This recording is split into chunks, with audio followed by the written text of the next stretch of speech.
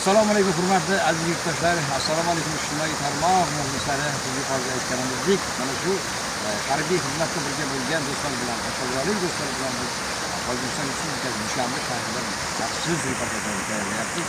Albatta, ularning kelishi biz Surxondaryo uchun katta quvonch.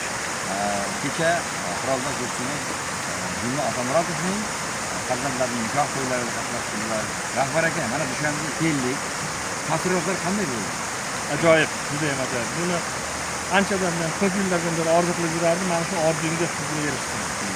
Mana kelib ko'rdik. Haqiqatan juda bir bu go'zal bir tabiat, bunaqangi bir nima haqiqatan ham odam bilol qoldiradi.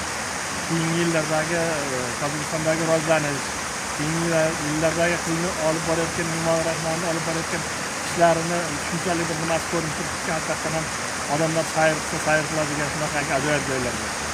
Iloyim bundan ham zo'r bo'lsin. Farda Polvon, taassurotlar qanday?